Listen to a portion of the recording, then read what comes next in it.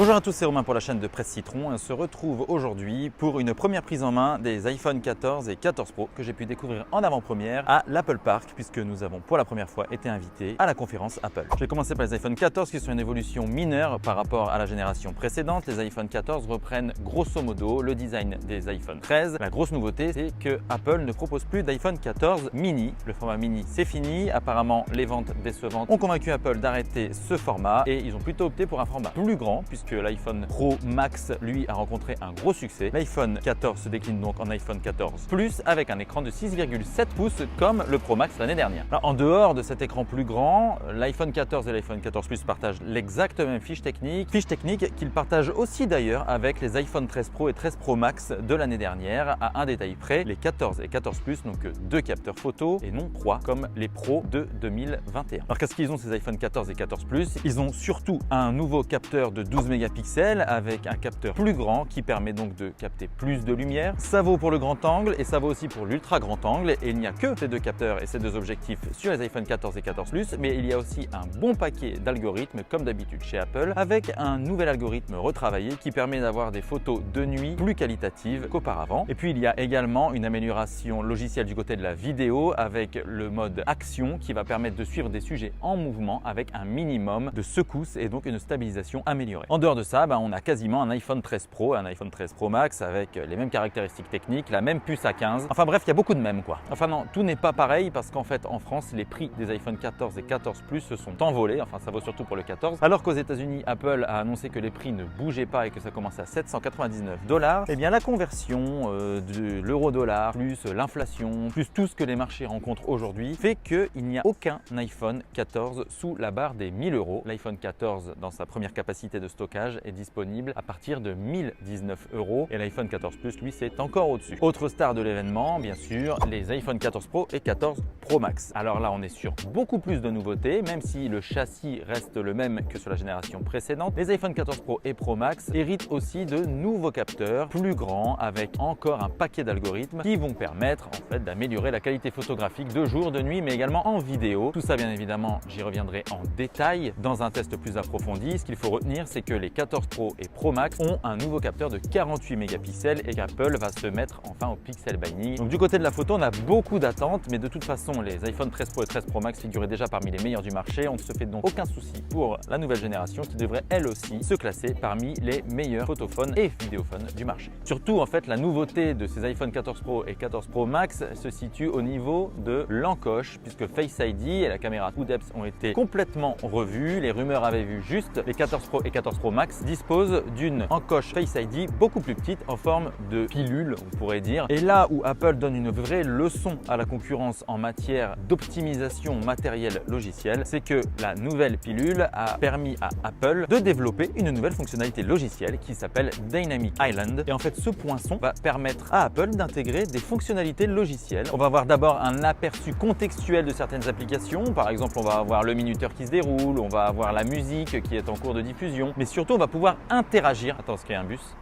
Mais surtout, on va pouvoir interagir sur Dynamic Island, c'est-à-dire qu'en appuyant, on va ouvrir une sorte de fenêtre temporaire, une fenêtre pop-up qui va nous donner accès à d'autres fonctionnalités. Et puis lorsqu'on va réduire aussi certaines applications, quand on va les quitter, elles vont venir se loger directement dans Dynamic Island pour avoir un petit accès rapide. Alors ça n'a l'air de rien comme ça, mais Apple donne une vraie leçon à l'industrie puisque jusqu'à maintenant, tous les constructeurs qui intégraient des poinçons, qui intégraient des encoches, gardaient cet élément moche sur l'interface sans rien en faire. Apple s'est dit, eh bien nous, on va en faire quelque chose. Et à partir de quelque chose qui était moche et qui ne servait à rien et qui donnait un aspect un petit peu moyen à l'ensemble du produit, Apple a réussi à faire quelque chose d'utile dans l'utilisation quotidienne. Alors pour le reste, les iPhone 14 Pro et 14 Pro Max disposent d'un nouvel écran qui est encore plus lumineux, qui est encore plus incroyable et magique que la version précédente. L'autonomie a été revue aussi à la hausse pour les deux modèles. Il y a l'Always On Display qui fait son apparition et qui va permettre d'économiser encore la batterie. Alors bien évidemment, ici je ne parle que des nouveautés majeures des iPhone 14 Pro et 14 Pro Max et des iPhone 14 d'ailleurs. l'intérieur. J'ai pu les prendre en main pendant quelques minutes puisque les stands étaient quand même